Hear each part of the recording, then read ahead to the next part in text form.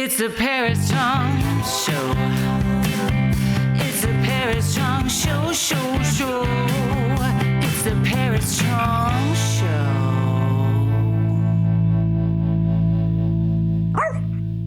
Oh, don't worry. It's just going to go on TikTok and Spotify and YouTube. And why didn't I wear yellow? I didn't know. Anyways, hi everybody. I'm Paris Chong. You're listening to the Paris Chong Show. And you can find out more information about the show at parischongshow.com, theparischongshow.com. I'm sitting here with a friend of mine that I met at Leica Gallery, LA, and he's an amazing photographer, human being, collector, and also a director and a publisher. This is my friend, Nicholas Kalikow. Hi, Nick. Hello. Do I wave at these cameras? Yeah, you wave at all of them like this. There you go. Wave. Yeah. So I talk to you all the time, but we haven't really talked this in depth or with big microphones in our face. So I'm looking forward to it. Excited. Yeah. And I like that you got the yellow memo. I'm the only one that didn't. Everything ended up being yellow today, even his glasses, except for I'm wearing like a navy ensemble. But that's because it's kind of like surrounding you. Yeah, I guess so. Thank you for saying that. So I wanted to talk to you about your new company, which is publishing. Yes. For the Lab Press. Why don't you tell me a little bit about that? So, publishing company, right now, I'll kind of give you the immediate and then we'll kind of work backwards. Okay. Right now we're focused on comic book graphic novels. That's kind of our phase one. We do want to move to doing art books focused on illustrators. A lot of these comic book artists have do other forms of illustration. Mm-hmm. We're working with an illustrator who's based out of Turkey, who also kind of does the equivalent of sort of the covers for a sort of like the New Yorker-ish. Okay. And he has really great stuff. His name's M.K. Perker. So a lot of these artists, there's another guy named Bill Sienkiewicz, who's a really famous illustrator that we're working with, who's amazing, does these very abstract kind of style stuff. So it's really interesting. And I'm reliving a lot of my early teenage years. Yeah, I was wondering, you must love comics. But it's also, my degree is in art history. I'm a semi-professional photographer. An art enthusiast, art collector. So all these things are tied to each other. And I didn't know you were an art history major. Yeah. Oh my God. Where'd you go to school? Columbia University. Oh, of course you did. That makes sense. And then, but kind of, we can talk a little bit about how I kind of got to this, which hopefully you find interesting, is I was you better be a filmmaker for a long time. You did Concrete Blondes. Not the porno. No, well, it's sort of loosely inspired by the name of the band, but I love that. But I had worked, I interned and worked at Miramax in the early aughts. Okay. And then I was producing, and then I threw my hand at directing, and through a lot of my late teens and the early aughts, I was really inspired and transfixed by independent filmmaking. I thought there was so much interesting stuff going on. It was kind of fun. It was crazy. You would go to the theater, you didn't know what to expect. And that kind of like, the Sundance vibe. And I'd see pictures of Sundance. It wasn't just like the celebrities, but everyone looked like cool. It was like interesting. It was very cinema, but it was very artistic. Right. And I was producing and then directing, but still producing independent films from about 2004. And then I filmed that I wrote, directed, and effectively executive produced. We shot in 2015 called Carter in June, and which is a film I had a lot of fun making. I had a really great cast, and I really enjoyed the process of it. But the problem with independent film, certainly after around 2010, is business-wise, you're always kind of, I don't want to quite use the term chasing a white whale, but it was a term I've never heard. Yeah, it's okay. That would suck to chase a white whale. But. The Moby Dick reference. Oh, sorry. I'm not a big Moby Dick fan. I know it's shocking, but true. But the industry was changing because a lot of that, I don't want to say independent film revolution, but a lot of what happened was fueled by the fact that the DVD market exploded in the late 90s. Yeah. And um, studios were able to take chances on smaller films, outside the box films, Mm-hmm.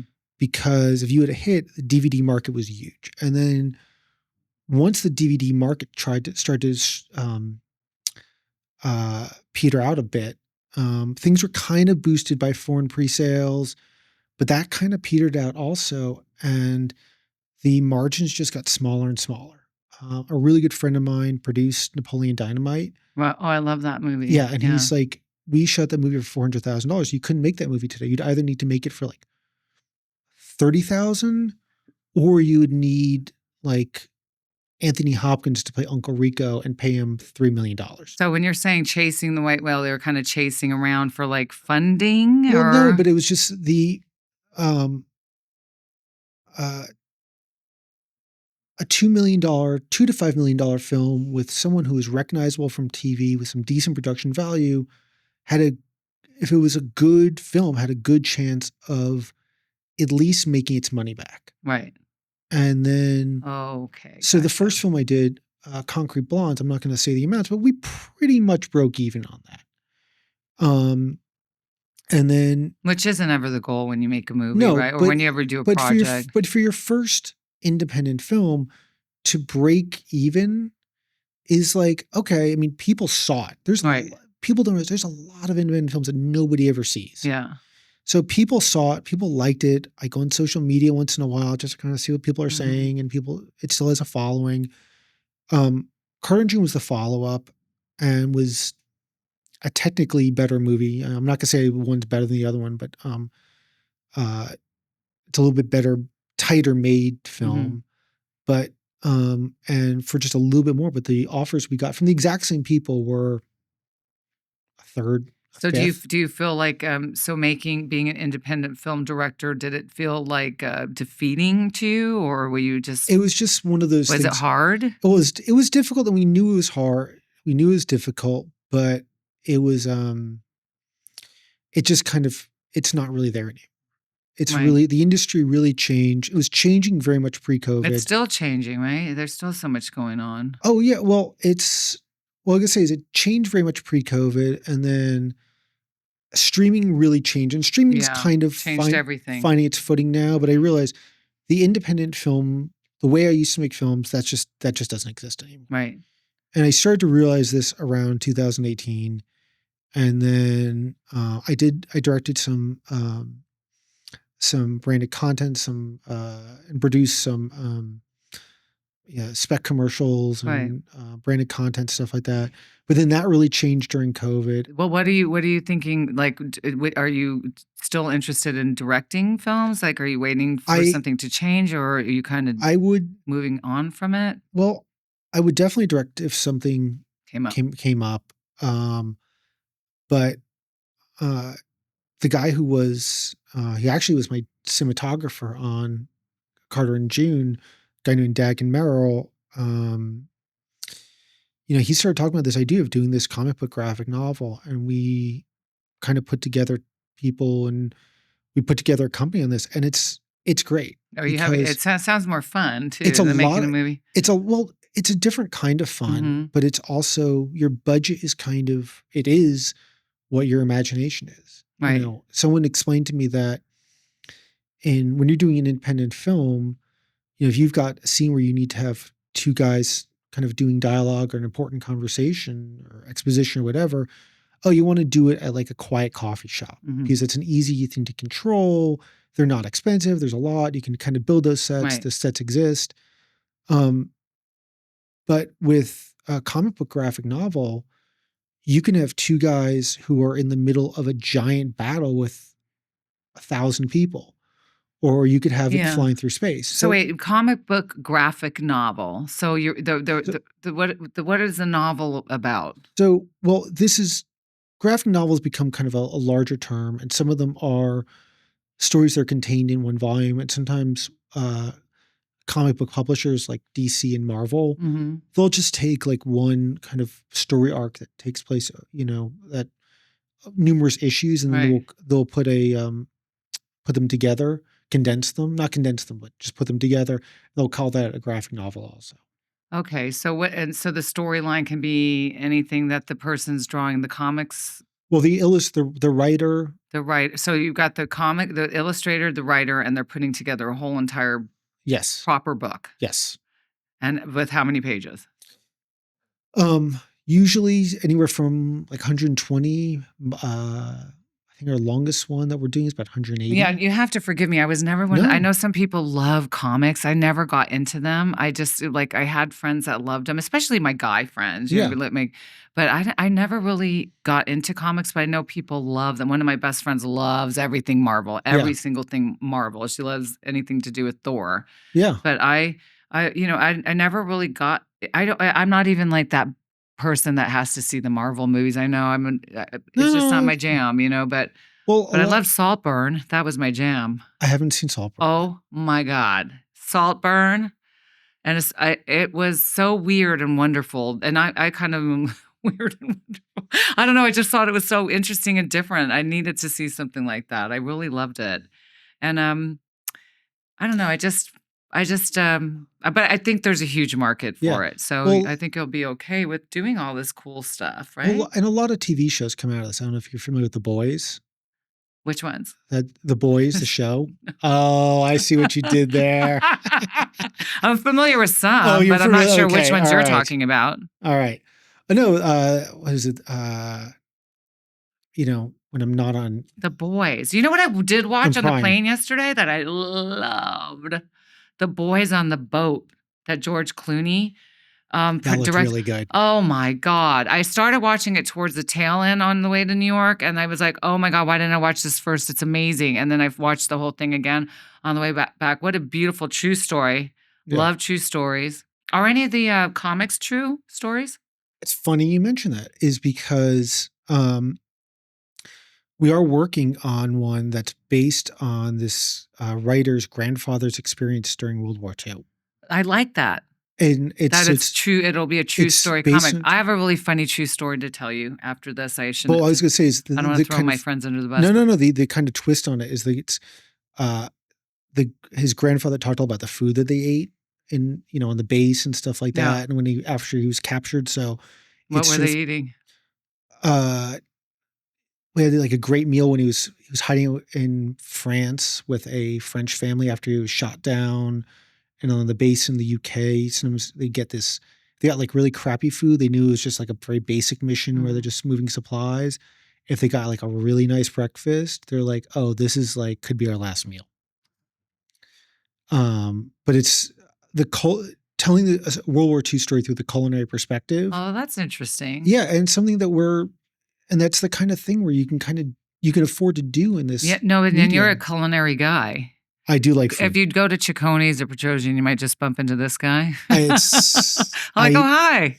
I do go to Chiconi's a lot. Yeah, Chiconi's is so good. It's really good. I love their eggplant parmesan. I love eggplant parmesan. I don't love eggplant parmesan. I love their eggplant parmesan. I love it in general. You do? And I really like theirs. That was the first thing I learned how to make in home ec. Remember home ec?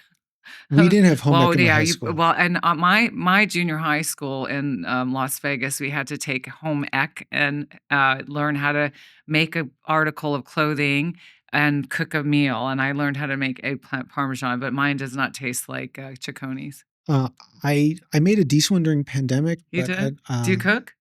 A little bit. My girlfriend's a really good chef. So. Oh, he has a beautiful girlfriend. I do have an amazing girlfriend. She's amazing. Is she the one? Probably, likely. You should play that song, Dua Lipa. I should be the one, and then you could propose to her in the car. I don't know that song. What? I'm also. Well, I don't feel so bad about the Moby Dick comment. I mean, Dua Lipa. I know the name. Sorry, obsessed. Most of my music knowledge kind of ends around 1995. What? Yeah, I mean, you can ask me stuff about Nine Inch Nails or The Clash or Rolling Stones. That's all good though. I mean, I'm like I have basically like elder Gen X taste in music into like boomer taste in music. So do you dabble in any kind of music thing? Any kind of music stuff? So you want to hear my sort of almost famous thing with music? Yes, I do. So I played bass starting when I was about No. 13 years old.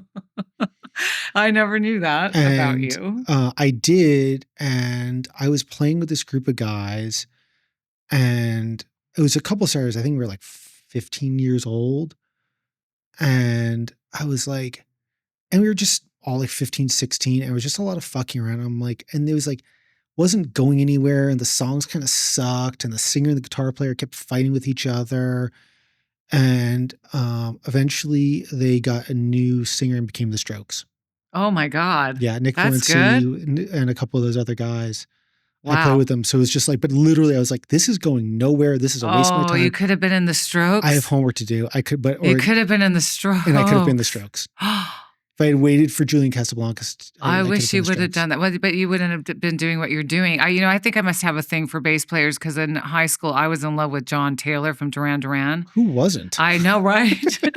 Hello. And but I got pretty close. I ended up with Mikey Craig from Culture Club, and he plays bass. And and Nikki Sixx is a bass player too. Not that I had a crush on Nikki. He's a client, and I love him, and I love his wife. But listen, I love bass. I have a bit of a man crush on Nikki Sixx. Everybody, who doesn't? Yeah. Everybody and has John a man Taylor, crush on Nikki Sixx. Oh, John Taylor. He's gorgeous. He's dreamy. I get it. Yeah. Oh my God. I love that you admitted you had a man crush. Listen. Who else do you have a man crush on? I mean, I don't know. Like your main one. There's got to be a main man crush. My girl crush is Dua Lipa. I mean, listen, I will watch. And Jodie Foster. If Tom Hardy's in a movie, I'll probably watch it. Tom Hardy? Yeah. Oh, wow. Everybody loves him. He's a really good actor. Okay. He's not my jam, but I know a lot of girls like him. And man crush guys. I mean, it's, what can I say? Who's your favorite girl crush? Besides your girlfriend that you're going to marry? Besides my girlfriend, I mean, my one you wouldn't expect is, I mean, let's be honest, Taylor Swift's got a set of legs on her. Oh my God, I wouldn't expect, you like blonde. Oh, wait a second. You like Taylor Swift? And remember your gorgeous ex-girlfriend that danced in the Taylor Swift videos? And oh God, she was with her at the Grammys or something? She was up.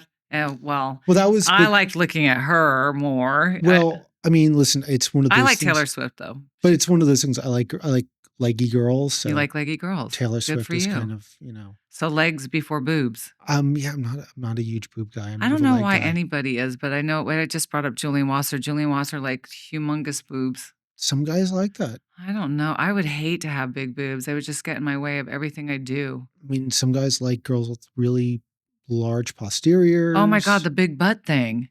I met this girl. I was waiting in line at Photoville. It was horrible because there was only porta potties, and I would rather just pee in the bushes than go to a porta potty.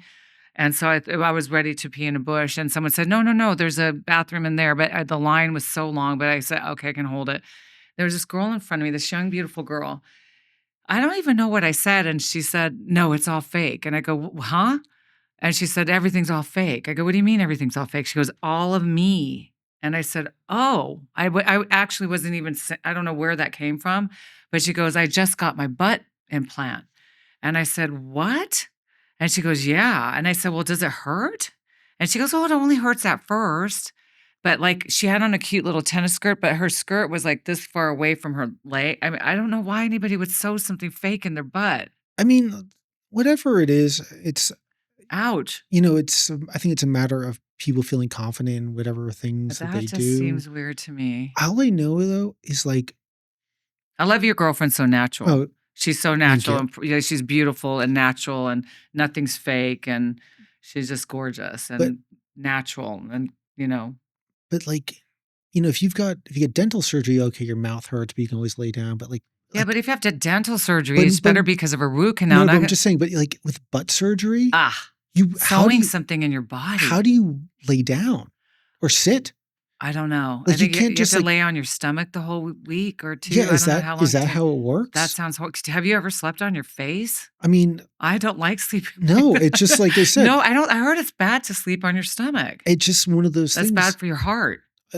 Whatever it is, I'm saying is to not be able I to think you put just have pressure to, on I your know, body. because you can't even go on your sides, You have to, right? yeah, I don't know. I think it's so weird that everybody's doing all this weird stuff to their body. Like I'm all about taking things off. Like okay, if you need a facelift or something.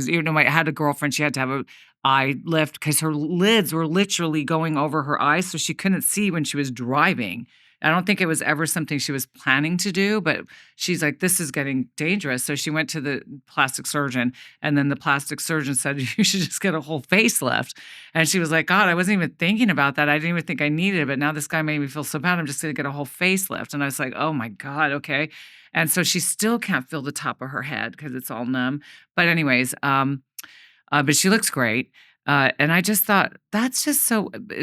I mean, she was taking things off, so I get it. But like sewing a big plastic balloon in your chest, would you think that would you do that?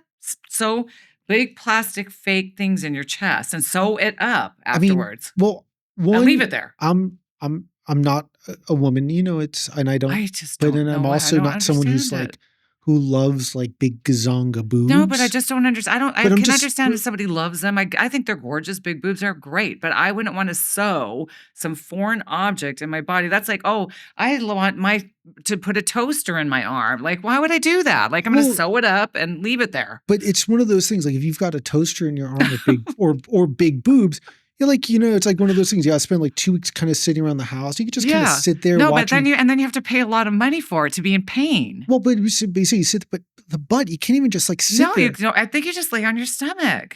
How do you spend like that much time on your stomach? I mean, that's a level. I didn't ask her that. Next time someone volunteers that kind of information I'm going to ask them, well, how do you sleep? Yeah. She was so, I didn't even say anything about anything. I think she misunderstood something I said. And she said, don't worry, it's all fake. And I was like, what's all fake? And she said, my boobs and my butt. And I said, okay, so, because she was so proud to say, it's all listen, fake. I also think that there's certain people get these cosmetic surgery things as a way to show off money. Their wealth. They're expensive. Yeah, I'm going to cut myself open, be in pain, and not be able to see anyone for a couple weeks or whatever. And because I want everyone to know that that's sick.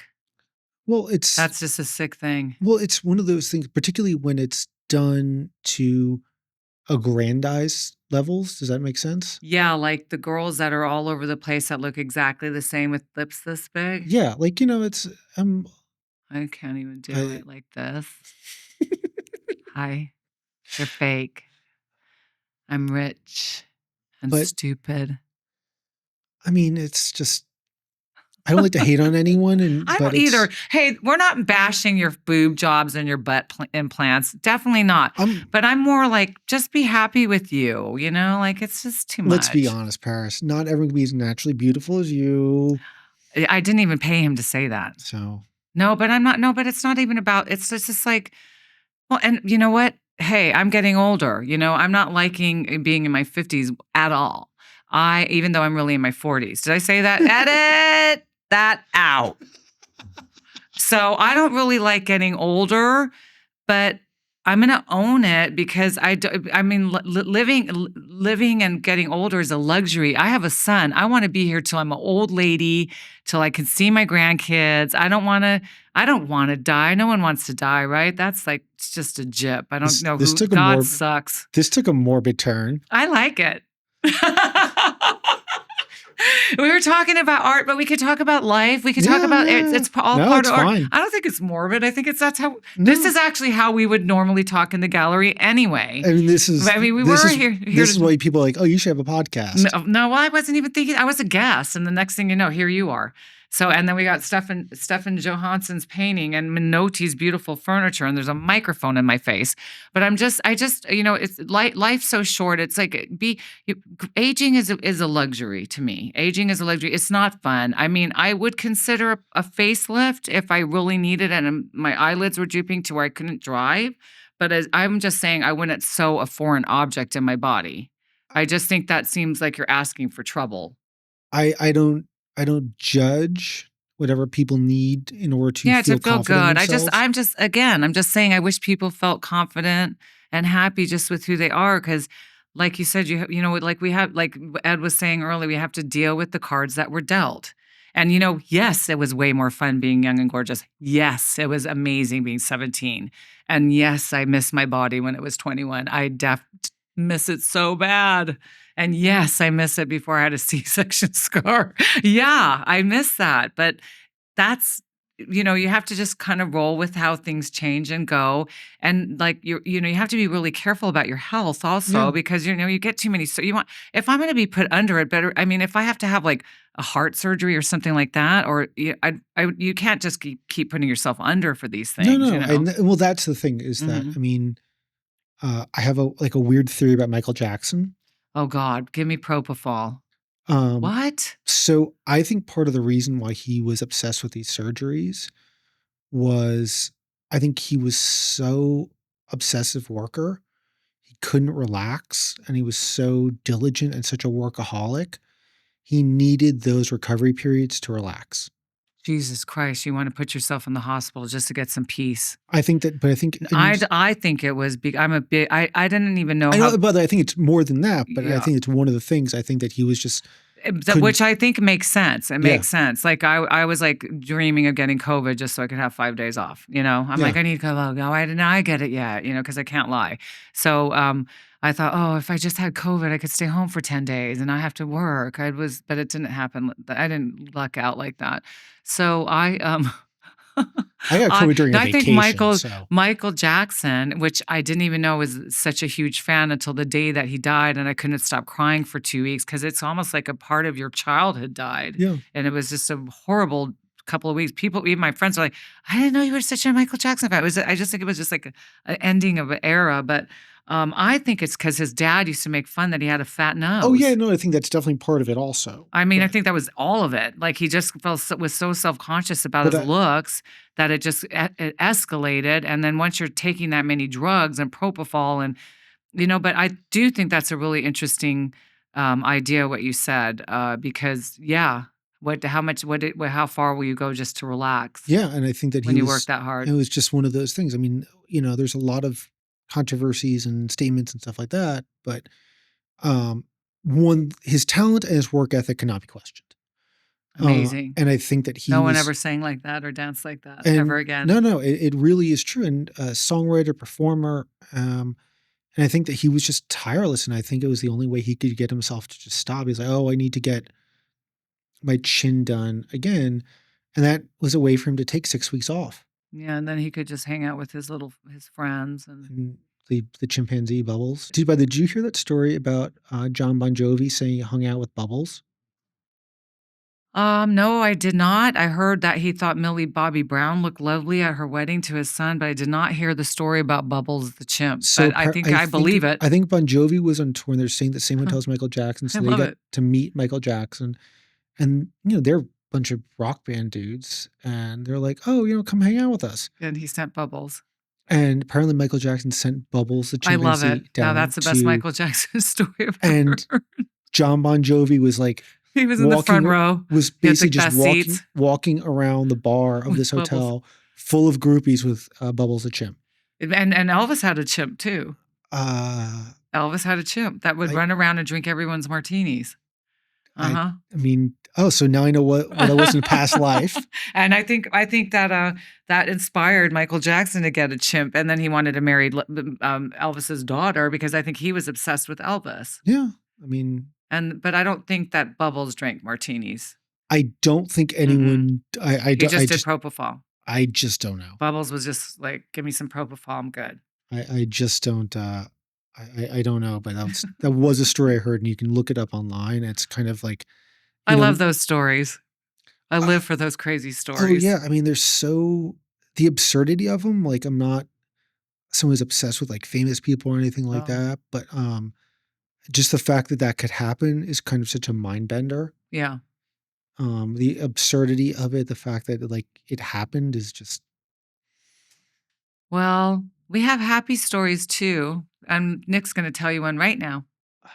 Oh, I mean, should we get back to talking about filmmaking? Sure. Art? Well, let's talk about your photography. Okay, I'd love to. What is it that you have, this beautiful camera you have So here? I have my M11 here. And do you want to kind of hear my story about how I got into photography? I sure do. So around 2016, and this is a big push for like, I know there's huge separate, but No, we're not separated. okay, but around I started We're to not see, getting a divorce, oh no, we're are we? segregated. No, I'm just saying it's a show about Okay, art. but I started to see these photos online, and this is a happy story. And I was like, and these photos of cars, I was like, that's amazing. No one photographs cars like this. These are You love to beautiful photograph photos. cars. So I looked up who I found out there was the same guy taking all these pictures, and I looked him up online and realized we had mutual friends. So I text or email my friend Ben, who was a pretty big guy in the watch industry, and I was like, Ben, who is this guy, Ted Gushue? And he responds, he's like, you don't know Ted? You guys are gonna become best friends. So Ben introduced us and via either text or email, and so Ted says, "Hey, listen, I have a photo shoot. Why don't you come by? It's at 6:30 in the morning in Malibu, and then we can grab breakfast afterwards." I said, "Perfect." So at this time, this was about 2017. I was driving this little yellow Porsche, and Ted Gushue is famous for this vintage silver Porsche with these martini racing stripes. Mm. Beautiful car. And it's 6:15 in the morning on a Saturday. I'm going at PCH and I see his car. He sees mine. He nods at me. I nod at him. He nails it. I nail it. And then all of a sudden, "Meow," and we both get pulled over. Mm. The cop could have been a dick about One it. of He you guys was, should have sped away because they could have only got one of you. yeah, I don't think I think taking a speeding ticket, small speeding ticket, is better than an APB. Yeah. But so I go to the shoot that Ted's doing, and I figured he'd probably have, he's probably got all sorts of his equipment in the back of Mm. his Porsche that, like, like whatever it's lights or stands or cables or bounces or stuff like that. And all he does is just take out this small camera and just starts doing these photos. I'm like, oh, maybe this is just like a test shoot or something like that. And then, and at this point, by the way, my only camera was a camera phone, and I used to shoot like a little Canon Elf when I was in my early 20s. That was the only photography that I was doing. I liked photography, but it's the only photography I was doing. Um, and then so does this shoot, and then we go to breakfast, and he takes out his iPhone, the Plus, whatever, puts the SD card, pulls the SD card out of the camera, and we're talking about stuff, and he starts kind of just playing around. And he shows me the image. I'm like, oh my goodness, that's amazing. I'm like, he's like, yeah. I'm like, so that's it. I'm like, that program Lightroom. He says, yeah, Lightroom, and like a camera with a 50 millimeter lens. I'm like, okay, cool. I'm going to get into this. He says, sure. So we became friends after that. But so I go online to look up to buy it was an M240. I'm like, oh my God, that's a really expensive camera. I couldn't even believe that a camera cost that much without a lens. Yeah. But I kind of looked up and I asked him about this Q thing, which is a little less expensive and came with a lens. He's like, yeah, Q's great. So I bought my first Leica Q, and I've been addicted ever since. Wow. And Yes, he does love Leica. I We do, see him a lot. He loves his cameras. I do love Leica. I also love cars. I love You automotive do love photography. cars, and you love watches, and you love shoes. Because I think he has more shoes than me, and I'm a girl, so I don't. I'm a Pisces, so I do live. Uh, My feet are very important to me. yeah, you have very nice shoes. Well, one of the astrology books said that Pisces either love shoes or love to be barefoot. And I wear flip flops around my house. I'm usually I not love flip barefoot. flops. I'm So, Hawaiian. yeah, I'm usually not barefoot. I'm usually in shoes. I love my cowboy boots Yeah, or designer and sneakers you or love stuff your like. watches. And Where's your watch? I do love watches. I bought my I love a that. Longan Zone, if you guys care. It's a nice watch. Well, everybody who came on today was a car and watch guy. Yeah, Not so much shoes, just you. I can. But Yeah. So, but yeah, everybody had their fancy watch and talked about cars yeah, I can. I and their mean, art.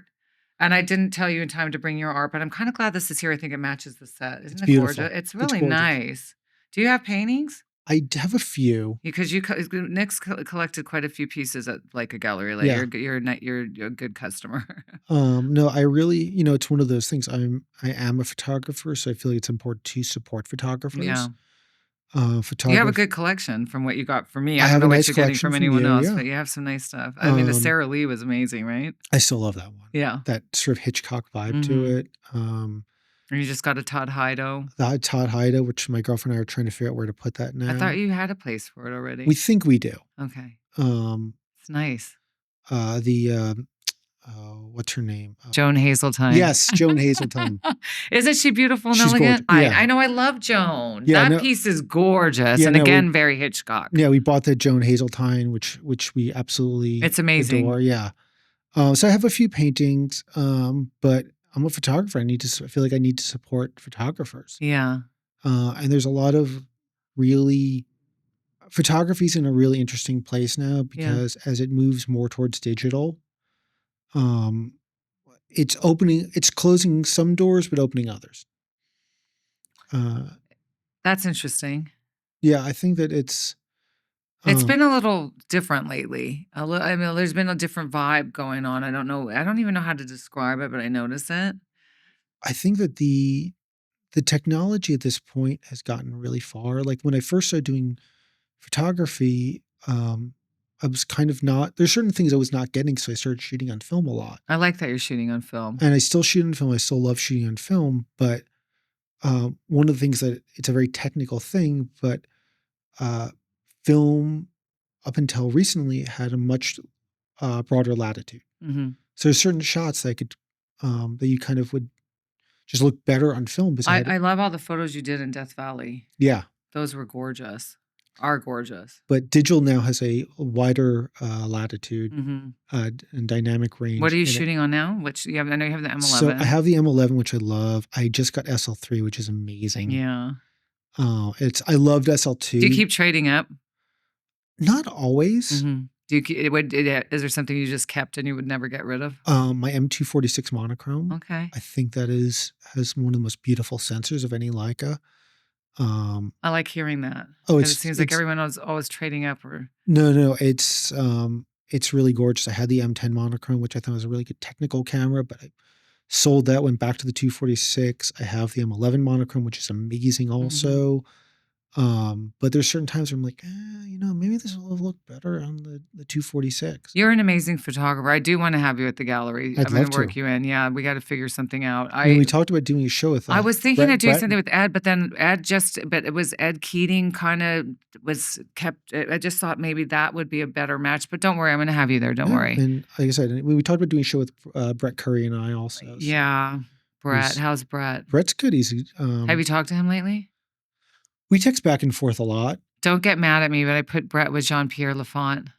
Oh, no, really? You know why? The reason why is because I'm doing an I Love New York show. So I'm doing vintage New York. And Brett had already done some modern stuff in New York, color New York. But we'll do something with you with the right person. Oh, yeah, I was kind of thinking maybe you and Brett Curry, maybe you and Ed Justice Jr., but we'll figure it out. We're going to figure it out. I'm not in a rush. I'm not stressed about it. I would be honored to be there. Yeah, you will be. I mean, and by the way, I'm glad you're not rushed and stressed like the rest of the world.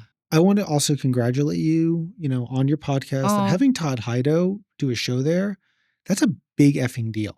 I know, it's amazing, right? I mean, he's really amazing. I think that he's, we spoke a little bit about this. Yeah. I mean, he's probably, first of all, for someone who started on film and made the transition to digital. And he's only been shooting on Leica for 2 years. Yeah. But for him to do that is incredible. He's a nice guy too, him and his wife, and they're going to be in Arles when I go in July. I'm excited to see them there. But just being able to say that I was showed at the same gallery where Todd Hido, I'm like, wow. Geez, wow. I didn't know you were that big a huge fan. Well, but I think he really is significant. I love that. A lot of people said it was their favorite show. It's just But I like hearing that with every show because I love them all because they're all like my babies and I curate them. So I like to hear that people love them. But a few people that are serious photographers said that was their favorite show. Well, he's also one of the few photographers who does not do commercial work, does not shoot celebrities. I know, which is nice. And so he really it's just his work and his teaching. That's his career. And that's really rare. No, and I think it's because as far as shooting celebrities, I know everybody thinks that because especially because we live in Los Angeles and we're all involved with a lot of entertainers. It's so focused on celebrity, and for me, that's not where I'm at, but I know a lot of people want to see that, and it helps. I guess it's good for marketing and business, but I really like to focus on the artist. I think when you kind of have pictures that are just meh pictures, but of someone famous, it really gets into the realm of kitsch. Yeah. I actually have a photo of a celebrity that Sarah Emily did. I don't know if you remember, you sold this to me. Which one? She shot at the BAFTAs, and she has this really yes, I do remember that. Amazing photo of Julianne Moore, a beautiful woman. But I love Julianne Moore. Even if this wasn't Julianne Moore, you look, that's a beautiful. I forgot you bought that one. And you bought a Nick Ut. I love the Nick Ut you got. Yes. No, but you did. That's, I think, the only celebrity you did buy. I don't remember you buying another celebrity. No, but it was just one of those things. Like, it was, even if that was someone you didn't know, you'd be like, oh, this is a really beautiful photo. She's so gorgeous to me. That's one of my favorite actresses. Oh yeah, she's stunning. No, she's her amazing. And Jessica Chastain. No, she's gorgeous. She's stunning. She's talented. But it's one of those things. If it's a photo of a celebrity, it's her butt's real. I assume Julianne Moore's butt's real. I don't know. So she doesn't have it sewn in. I'm sorry. When we talked, Ed and I talked a lot about Ozempic. I mean, so you just never know where this is going to go on the Paris Chong show. Yeah, that's true. I will say that, living in LA for this long, I've seen like a lot of celebrities in person or whatever. I've never seen Julianne Moore. But I haven't either. And you know who I did see in person I thought was so gorgeous, even though she's pretty on TV, I just didn't know how pretty she was in person, is Paris Hilton. Gorgeous. Beautiful skin.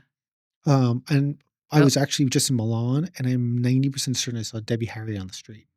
I met Debbie. I love Debbie. I don't know. It's always so funny because she talks with such a New York accent. Yeah, she's like, what? That was me. I'm like, oh, whoa, I wasn't expecting that. Yeah. Chris Stein was supposed to show at Leica, and everything kind of went, I don't know what happened. Chris Stein, by the way, he's an amazing photographer. He gave me a beautiful, we went to, when he was supposed to be doing a show at Leica, he wanted to borrow one of the cameras, and I want to say it was the SL2. So he said, can you they called and they said, Chris doesn't have time to come into Leica. Can you have someone come down here? Chris Stein from Blondie. Yeah. Everybody, Debbie Harry, Chris Stein. And so he said, if you bring the camera here, we'll give you tickets to the Hollywood Bowl to see Garbage and Blondie. So I'm like, I'm on my way. Yeah. And I was like, oh, I'll bring the SL. I don't know how to use it. So like literally just that minute, Bill Brown's walking up the stairs. I'm like, what are you doing tonight? And he was like, I was like, can you come with me to this concert? I want to show Chris how to do this. But anyways, I ended up with one of my prized photo possessions, which is a photograph by Chris Stein that he took of Chrissy Hine and Debbie Harry back in the, I want to say the early 80s. And that's one of those things where his photos, they're really good. It's not just like, oh, I took a picture of a celebrity. He took Chrissy Hine and Debbie Harry's not even a celebrity. They're just like rock goddess icons. I mean, his photos, they're really beautiful photos. They're really special. They're amazing. And they really tell the story of people who are, very attractive, talented people, but it's not just like, oh, here's a picture of someone with their face. Yeah, no, he was good. He's good. That reminds me, I'm going to try to go back and get him. Yeah. How do we find your work? How can we find more about your new project, the Lab Press? So the Lab Press, we're on social media. You can just put the Lab Press into Instagram or Twitter, X, whatever you want to call it now. For updates, we have one book out, which we're doing pre-sales on now. It's going to be in stores probably December or January.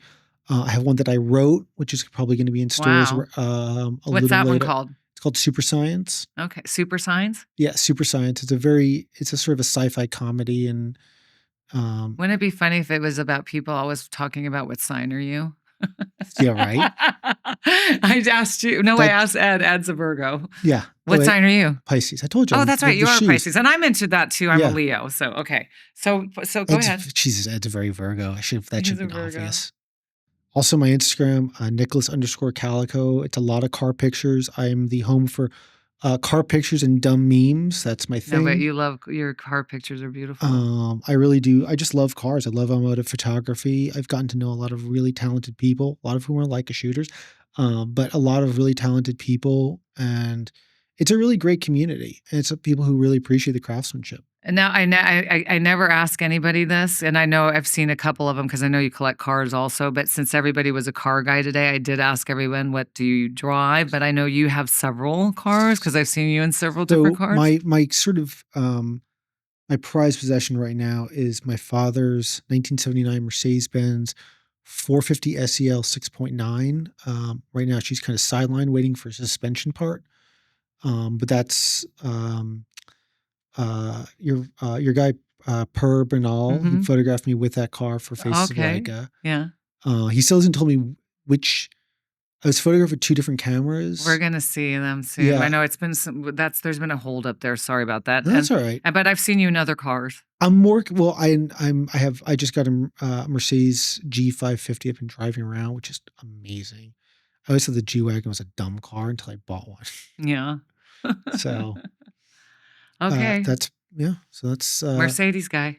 Yeah, but I like everything though. Okay. So I mean, but yeah. So you can follow my Instagram for either my company or myself, and enjoy the car pics, enjoy the dumb memes. Yeah. For me, enjoy the high quality artistic content in the lab press, and also if you've got, want to talk about cars or cameras, you can always message me, or watches.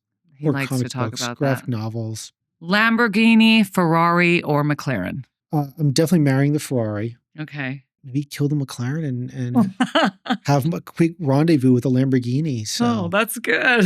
Thank you so much for listening to the Paris Chong Show. Thank you, Nicholas Kalikow, my friend and collector and client, and it's so nice having you here. I want to also thank Minotti for the beautiful chairs and table, and Stefan Johansson's painting. We'd like to thank Atori Wine and Bottle Service and Peroni for their drinks when we drink them. You'll see that later in the nighttime shows. Oh, wow, there's nighttime shows? Yeah, we can't drink in the day. Can we? Says who? Thank you, theparischongshow.com. It's the Paris Chong Show. It's the Paris Chong Show, show. It's the Paris Chong Show. It's the Paris Chong Show, show.